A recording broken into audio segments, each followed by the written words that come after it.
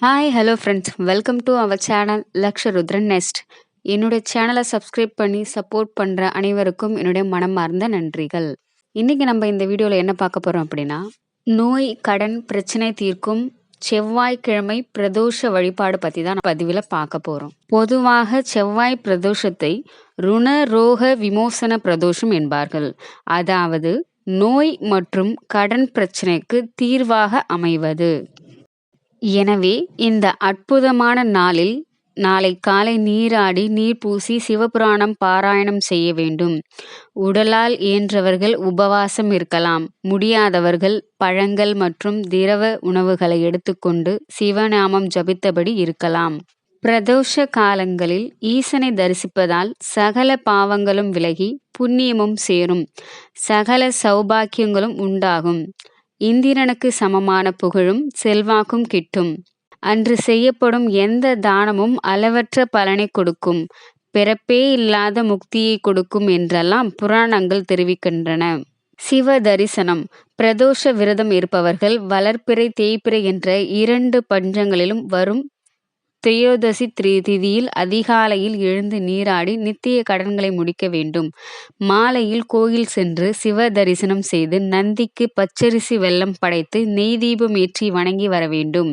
சிவன் நந்தி வழிபாடு. ருணம் என்றால் கடன். கடன் பிரச்சனையால் இன்றைக்கு பலரும் தத்தளிக்கின்றனர். ரோகம் என்றால் நோய். கடனும் நோயும் தான் இன்றைக்கு மிகப்பெரிய பிரச்சனையாக உள்ளது. நோயினால் பலரும் கடனாளியாகின்றனர். செவ்வாய்க்கிழமையன்று ருண விமோச்சன பிரதோஷ வேளையில் சிவபெருமானையும் நந்தியையும் வணங்கினால் கடன் பிரச்சனையிலிருந்து விடுபடலாம். அதோடு செவ்வாய் பகவானையும் வணங்கி வழிபட்டால் தீராத கடன்களும் தீரும் என்பது நம்பிக்கை. பிரதோஷ நாளில் அபிஷேகம். ஆலயத்திற்கு சென்று வழிபட முடியாவிட்டாலும் சிவனுக்கு பிடித்தமான அபிஷேக பொருட்களை வாங்கி கொடுக்கலாம். அபிஷேக பிரியரான சிவனடியாருக்கு கறந்த பாலில் அபிஷேகம் செய்வது சிறப்பு. தூய்மையான இளநீரில் அபிஷேகம் செய்வதும் நன்று.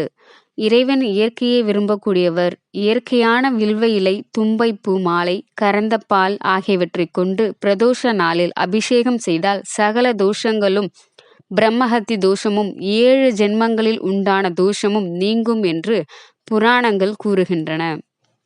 அது மட்டுமல்லாமல் கடன் வாங்குவதற்கு நேரம் காலம் ரொம்ப முக்கியம். திருப்பி அடைப்பதற்கு நேரம் ரொம்ப முக்கியம். சந்திர பலமற்ற நாளில் கடன் வாங்கும் முயற்சியில் இறங்கக்கூடாது. முக்கியமாக செவ்வாய்க்கிழமையில் கடன் வாங்கவே கூடாது. அதற்கு பதிலாக செவ்வாய்க்கிழமைகளில் கடன் அடைக்கலாம்.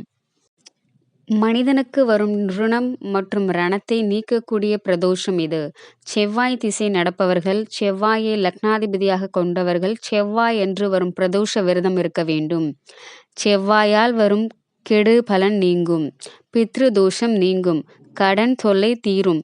ருண விமோச்சன பிரதோஷ நாளில் இருக்கும் மௌன விரதம் கூடுதல் பலன் தரும். மேஷ விருச்சக ராசிக்காரர்கள், மிருகாசீரிடம், சித்திரை, அவிட்ட நட்சத்திரக்காரர்கள் செவ்வாய் என்று வரும் பிரதோஷத்திற்கு சென்று சிவ தரிசனம் செய்ய வேண்டும்.